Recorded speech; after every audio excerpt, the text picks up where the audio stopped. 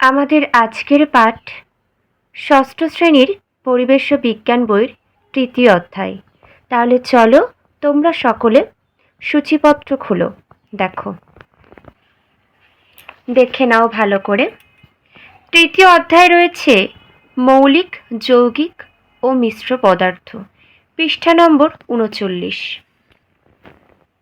আমি আগের ক্লাসগুলিতে তৃতীয় অধ্যায়ের এই মোটামুটি ৪২ পৃষ্ঠা পর্যন্ত পড়িয়ে রেখেছিলাম ৩৯ থেকে। আজকের তাই পড়াবো তোমাদের এখান থেকে। দেখো, তোমরা মন দিয়ে পড়া শুনতে থাকবে। পড়া শুনলে কিন্তু তোমাদের কাছে বিষয়বস্তু সমস্তটাই অনেক সহজ হয়ে যাবে আর তোমাদের পরীক্ষা খুবই ভালো হবে। দেখো, বিশুদ্ধ ও মিশ্র পদার্থ, আমরা এগুলো সম্পর্কে জানবো। দেখো, আমরা সকলেই জানি বাতাসের মধ্যে অনেক উপাদান রয়েছে, তাই না? অক্সিজেন, নাইট্রোজেন, কার্বন, জলীয় বাষ্প ইত্যাদি অনেক উপাদান রয়েছে। আর এগুলি মিশ্র পদার্থ। দেখো, এখানে একটি সুন্দর উদাহরণ দেওয়া হয়েছে, আমরা সেটি দেখে নেব। আবার যদি দুধ ফোটানো হয়, দেখবে দুধ ক্রমশ ঘন হতে থাকে। দুধ ঘন হয়ে হয় কি করে? মাথায় প্রশ্ন আসে না তোমাদের? ফোটানো দুধের ওপর একটা থালা কিছুক্ষণ ঢাকা দিয়ে রাখার পর তুললে কি দেখতে পাও? এসো একটা পরীক্ষা করো। থালায় বিন্দু বিন্দু জল জমছে, তাই না? পরীক্ষা করে তোমরা দেখলে। এই জলটা কোথা থেকে এলো বলো তো? ওই ফোটানো দুধ থেকেই, কারণ দুধ ঘন হবার সময় তার মধ্যে থাকা জলের পরিমাণ কমে যায়। তাহলে দেখো, বাতাস বা দুধের মধ্যে একের বেশি পদার্থ মিশে থাকে, তাই এরা সকলেই মিশ্র পদার্থ। তাহলে মিশ্র পদার্থ কাকে বলা হয়? একের বেশি পদার্থ মিশে থাকা কি বলে? মিশ্র পদার্থ। বাতাস বা দুধের মধ্যে একের বেশি পদার্থ মিশে থাকে, তাই এরা সকলেই হলো মিশ্র পদার্থ। আচ্ছা, এইগুলো তোমাদের বাড়ির কাজ, দেখো করে দেখো। এগুলো তোমরা বাড়িতে অবশ্যই করবে, পড়ে পড়ে করবে। আশা করছি বুঝতে পেরে যাবে। পরবর্তী দেখো, মৌলিক ও যৌগিক পদার্থ। আমরা জানব মৌলিক পদার্থ কাকে বলে। মনে রাখবে, বিশুদ্ধ লোহার মধ্যে লোহা ছাড়া আর কিছু নেই, এরকমই পদার্থগুলিকে মৌলিক পদার্থ বলে। বিশুদ্ধ লোহার মধ্যে দেখো মৌলিক পদার্থ কাকে বলে।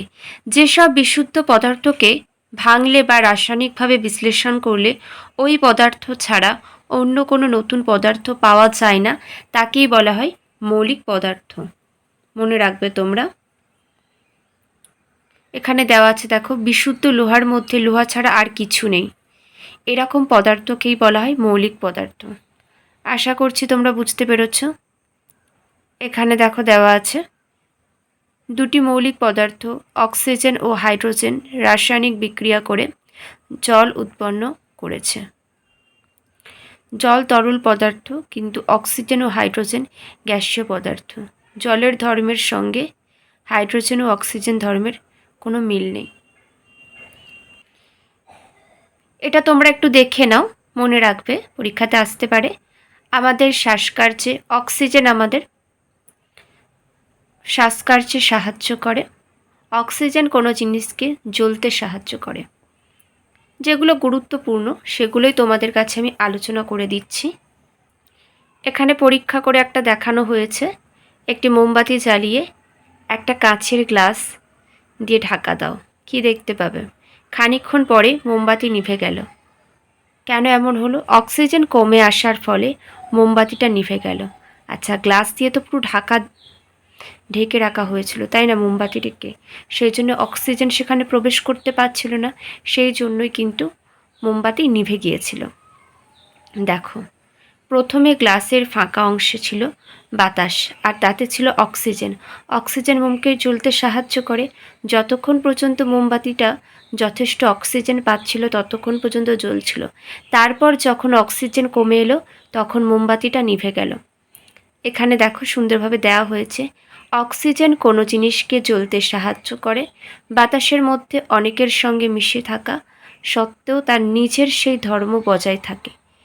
এই পরীক্ষাটা তার প্রমাণ। এগুলি দেখে নাও। কোনো জ্বলন্ত জিনিসে জল ঢেলে দিলে কি ঘটে তা নিশ্চয়ই তোমরা দেখেছো। জল ঢেলে দিলে কি হয়? সেটা নিভে যায়, তাই না? আবার এটাও জানো যে জলের উপাদানগুলো হলো অক্সিজেন আর হাইড্রোজেন, তাই না? উপাদানগুলো আবার অক্সিজেন, হাইড্রোজেন। যে উপাদান দ্বারা জল গঠিত হয় সেই জল দ্বারা আবার আগুন নেভানো যায়। ভাবো, অক্সিজেন আর হাইড্রোজেন নিয়ে জল তৈরি হচ্ছে। পরবর্তী দেখো, তাহলে দেখো জলের মধ্যে থাকা অক্সিজেন এমনভাবে হাইড্রোজেনের সঙ্গে জোট বেঁধেছে যাতে জোট বাঁধার পর তার নিজের ধর্ম লোপ পেয়েছে। জলের অক্সিজেন আগুন জ্বলতে সাহায্য করেনি, তাই না? জলের সে অক্সিজেন। আশা করছি বুঝতে পারছো তোমরা।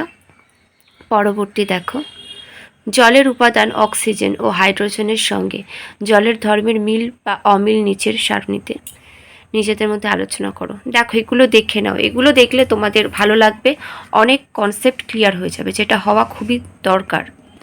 হাইড্রোজেনের ধর্ম, অক্সিজেনের ধর্ম, জলের ধর্ম। হাইড্রোজেনের ধর্ম কি? হাইড্রোজেন বর্ণহীন গন্ধহীন গ্যাসীয় পদার্থ আর বাতাসের চেয়ে হালকা। এটা দেওয়া হয় পরীক্ষাতে। হাইড্রোজেনের ধর্ম কি? হাইড্রোজেন বর্ণহীন গন্ধহীন গ্যাসীয় পদার্থ, বাতাসের চেয়ে আবার হালকা। এদিকে দেখো, অক্সিজেন বর্ণহীন গন্ধহীন গ্যাসীয় পদার্থ, বাতাসের চেয়ে সামান্য ভারী। জলের ধর্ম বর্ণহীন গন্ধহীন সাধারণ অবস্থায় তরল। হাইড্রোজেনের ধর্ম পরবর্তী, অক্সিজেনের উপস্থিতিতে আগুন দিলে হাইড্রোজেন গ্যাস নিজেই জ্বলে। পরবর্তী, অক্সিজেনের ধর্ম, অক্সিজেন কোনো কিছু জ্বলতে সাহায্য করে কিন্তু নিজে জ্বলে না। নেক্সট, জলের ধর্ম, কোনো কিছু জ্বলতে সাহায্য করে না। দেখো, পরীক্ষায় বোঝা যায় যে জলের মধ্যে হাইড্রোজেন ও অক্সিজেন তাদের নিজেদের ধর্ম বজায় রাখতে পারেনি। অর্থাৎ জলের ধর্ম তার উপাদানগুলির ধর্ম থেকে সম্পূর্ণ ভিন্ন। জল এমন একটা পদার্থ যা তৈরি হচ্ছে অক্সিজেন ও হাইড্রোজেনের মধ্যে ঘটে যাওয়া রাসায়নিক বিক্রিয়ার ফলে। তাই জল হলো একটি যৌগিক পদার্থ বা যৌগ।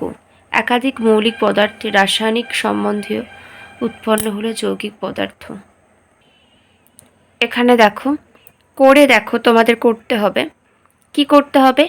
এক টুকরো ম্যাগনেসিয়াম ধাতুর ফিতে চিমটে দিয়ে আগুনে ধরো আর নিজেরা আলোচনা করো। দেখো, এক টুকরো ম্যাগনেসিয়াম ধাতুর ফিতে চিমটে দিয়ে আগুনে ধরে নিজেদের মধ্যে আলোচনা করে লেখো।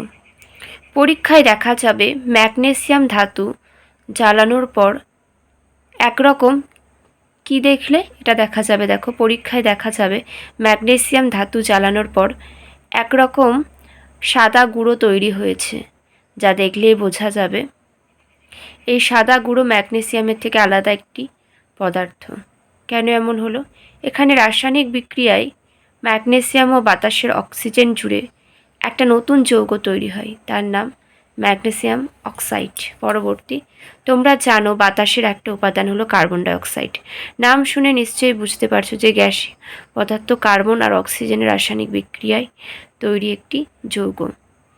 এবার পরের পাতার সারণীতে কার্বন, অক্সিজেন ও কার্বন ডাইঅক্সাইডের ধর্ম তুলনা পড়ে দেখো। পড়ে নাও, পড়লে তোমাদের এগুলো নলেজ বাড়বে, তোমরা অনেকটা বুঝতে পারবে, এগুলো সমস্তটাই পরিষ্কার হয়ে যাবে, যেটা হওয়া খুবই দরকার। দেখো, কার্বনের ধর্ম, অক্সিজেনের ধর্ম, কার্বন ডাইঅক্সাইডের ধর্ম। কার্বনের ধর্ম কালো রঙের কঠিন পদার্থ, অক্সিজেন বর্ণহীন গ্যাস, কার্বন ডাইঅক্সাইড বর্ণহীন গ্যাস। অক্সিজেন, কার্বনের ধর্ম অক্সিজেনের উপস্থিতিতে জ্বালিয়ে দিলে জ্বলে, অক্সিজেনের ধর্ম জ্বলতে সাহায্য করে, শ্বাসকার্যে সাহায্য করে। কার্বন ডাই অক্সাইড জ্বলতে সাহায্য করে না, শ্বাসকার্যে সাহায্য করে না। আশা করছি তোমরা বুঝতে পেরেছ। পরবর্তী দেখো, দেখো এখানে যেগুলো দাগ দেওয়া আছে, আমাদের চারিদিকে মিশ্র যৌগ এই দুই ধরনের পদার্থের সংখ্যা বেশি। আবার কিছু পদার্থ আছে যারা একটা মাত্র উপাদানেই তৈরি, বিশুদ্ধ লোহা, তামা, সোনা, রূপা, কার্বন। এখানে দেখো প্রশ্ন করা হয়েছে। এবার তোমাদের কি করতে হবে, ভেবে বলতে হবে। তোমার উত্তর পাশের বক্সের মধ্যে লেখো। কোনটায় লোহার টুকরোগুলো সবচেয়ে বড় আছে? কোনটায় বলো তো? এতে দেখতে পাচ্ছ। পরবর্তী, কোনটায় লোহার টুকরোর সংখ্যা সবচেয়ে বেশি? কোনটায়? সিএতে ছোট ছোট একদম টুকরো অনেক আছে। কোনটায় খালি চোখে প্রত্যেক টুকরো চেনা শক্ত? কি মনে হয় এটা তোমাদের কমেন্ট করে জানাবে। পরবর্তী, কোনটায় একটা একটা করে টুকরো বা গুঁড়ো গোনা শক্ত? সিতে। পরবর্তী দেখে নেবো আমরা। দেখো কি বলা হয়েছে। তাহলে আমরা বলতে পারি কি, কোনো জিনিসকে ক্রমাগত ভাঙতে থাকলে টুকরোগুলো ক্রমশ ছোট হতে থাকবে। টুকরোগুলো যতই ছোট হতে থাকবে, প্রত্যেকটা আলাদা করে দেখা এবং চিনতে পারা ততই শক্ত হয়ে পড়বে। লোহার মতো সোনা, তামা, অ্যালুমিনিয়াম, রূপা, দস্তা বা কার্বন, কাঠকয়লা, এদের যে কোনো একটার ছোট টুকরো যদি আরও ছোট করে ফেলা যায়, তাহলে তাদের বেলাতেও আরও ছোট টুকরোগুলো চেনা শক্ত হয়ে পড়বে। পরবর্তী দেখে নাও। ছোট টুকরো করতে করতে এসব মৌলিক পদার্থের এমন ক্ষুদ্রতম কণা পাওয়া যাবে যা চোখে দেখা যায় না এবং যার মধ্যে ওই পদার্থের গুণগুলি আছে। মৌলের ওই ক্ষুদ্রতম কণা যার মধ্যে ওই মৌলের গুণগুলি বর্তমান, সেই ক্ষুদ্রতম কণাকে বলা হয় মৌলের পরমাণু বলে। কিন্তু পরমাণুকে আরও ভাঙলে তার মধ্যে মৌলের গুণগুলো আর বজায় থাকবে না। মনে রাখবে, আর বজায় থাকবে না। দেখো, তাহলে আমরা জানলাম যে মৌলিক পদার্থ পরমাণু দিয়ে তৈরি। মাথায় রাখবে, মৌলিক পদার্থ পরমাণু দিয়ে তৈরি। পরবর্তী, আমরা জানি যৌগিক পদার্থ একাধিক মৌলিক পদার্থ দিয়ে তৈরি। তাহলে যৌগিক পদার্থের মধ্যে একাধিক মৌলিক পরমাণু আছে। এটি দেখো, কয়েকটি পরিচিতি যৌগে কি কি মৌলের পরমাণু থাকতে পারে তা সারণীতে বলা হলো। জল হাইড্রোজেন অক্সিজেন দ্বারা তৈরি, carbon die oxide, carbon, oxygen. চিনি কার্বন, হাইড্রোজেন, অক্সিজেন। নুন সোডিয়াম, ক্লোরিন।